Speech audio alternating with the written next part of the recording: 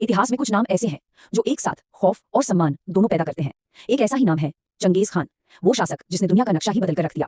तो चलिए आज इस महान विजेता की अविश्वसनीय कहानी को करीब से जानते हैं। सोचिए, एक ऐसा इंसान जिसके नाम की दहशत से ही बड़े बड़े साम्राज्य कांप उठते थे। ये सिर्फ एक नाम नहीं था, बल्कि ये डर, बेहिसाब ताकत और कभी न हारने वाली जीत का दूसरा नाम बन चुका था। तो आखिर ये चंगेज खान था कौन?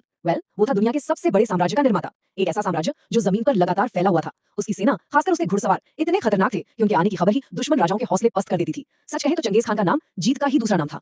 लेकिन यहाँ एक दिलचस्प बात है, जिस शख्स ने दुनिया जीती वो हमेशा से ऐसा ताकतवर नहीं था। उसकी कहानी की शुरुआत एक बिल्कुल अलग नाम से होती है, तेमुजिन। और उसका बचपन वो मुश्किलों से नहीं बल्कि मुसीबतों के पहाड़ से घिरा हुआ था। बात है साल 1162 की, जब मंगोलिया में तेमुजिन का जन्म हुआ। लेकिन किस्मत को कुछ और ही मंजूर था। जब वो सिर्फ एक छोटा बच्चा था, उसके पिता की हत्या कर दी गई। और तो और उसके अपने ही कबीले ने उसके परिवार को बेसहारा छोड़ दिया। जरा सोचिए, गरीबी, अकेलापन, पर इन मुश्किलों ने उसे तोड़ा नहीं बल्कि अंदर से फौलाद बना दिया। और यहीं से कहानी पूरी तरह पलट जाती है। मुसीबतों की आग में तपकर तेमुजिन और भी मजबूत हो गया था। अब एक नए सफर की शुरुआत होने वाली थी, बिखरे हुए मंगोल कबीलों को एक साथ एक झंडे के नीचे लाने का सफर। और ये बहुत बड़ा एक ऐतिहासिक मोड़ था। साल 1206 में सदियों से आपस में लड़ने वाले मंगोल कबीलों को एक करने के बाद तेमुजिन को एक उपाधि दी गई, चंगेज खान, जिसका मतलब था सर्वश्रेष्ठ शासक या द सुप्रीम रूलर। अब वो बेसहारा तेमुजिन नहीं था, वो चंगेज खान था, एक ऐसी ताकत जो दुनिया पर छा जाने को तैयार थी। तो चंगेज खान बनने के बाद शुरू हुआ वो सिलसिला जिसने दुनिया का नक्शा ही बदल डाला। अब सवाल ये उठता है कि उसका साम्राज्य आखिर कितना बड़ा था। इसका अंदाजा लगाना भी मुश्किल है। ये था इतिहास का सबसे बड़ा, एक छोर से दूसरे छोर तक फैला हुआ भूमि साम्राज्य। चीन से लेकर रूस और सेंट्रल एशिया तक ये इतना विशाल था कि इसकी कल्पना करना भी आज हैरान कर देता है।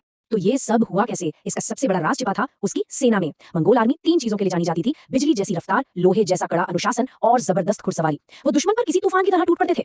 लेकिन रुकिए, बात सिर्फ ताकत की नहीं थी। चंगेज खान की असली शक्ति थी ताकत और दिमाग का वो खतरनाक कॉम्बिनेशन जो उसे लगभग अजेय बना देता था। और उसकी रणनीति बड़ी कमाल की थी। वो हमेशा 2 मोर्चों पर लड़ता था। एक तरफ मैदान में उसकी सेना थी जो किसी को नहीं बख्शती थी, और दूसरी तरफ उसका दिमाग। वो साइकोलॉजिकल वॉरफेयर यानी मनोवैज्ञानिक युद्ध का मास्टर था। वो अपनी क्रूरता की कहानियों को इस तरह फैलाता था कि कई दुश्मन तो लड़ने से पहले ही हार मान लेते थे। तो चंगेज खान की जो इमेज हमारे दिमाग में आती है वो एक क्रूर विजेता की है। लेकिन क्या कहानी का सिर्फ यही एक पहलू है या कुछ और भी है? यही सवाल हमें उसके शासन के दोहरे चेहरे को देखने पर मजबूर करता है। इस बात को यहाँ बहुत अच्छे से समझा जा सकता है। देखिए, एक तरफ उसकी जीत की राह में लाखों लोग मारे गए, बड़े बड़े बसे बसाए शहर मिट्टी में मिल गए। लेकिन सिक्के का दूसरा पहलू भी था। उसी चंगेज खान ने अपने इतने बड़े साम्राज्य में एक सख्त कानून व्यवस्था लागू की। उसने सिल्क रोड जैसे व्यापार के रास्तों को इतना सेफ बना दिया था कि कहा जाता है कि एक अकेली औरत भी सोने से भरा थैला लेकर बिना किसी डर के सफर कर सकती थी। है ना अजीब? तो इतिहास इस शासक को आखिर कैसे याद रखता है? चलिए अब उसके जीवन के आखिरी पड़ाव और उसकी विरासत पर नजर डालते हैं। साल था 1227। चंगेज खान की मौत हो गई, लेकिन ये कहानी का अंत नहीं था। उसकी मौत के बाद भी उसका बनाया हुआ साम्राज्य फलता फूलता रहा और उसका असर आने वाली कई सदियों तक पूरी दुनिया पर महसूस किया गया।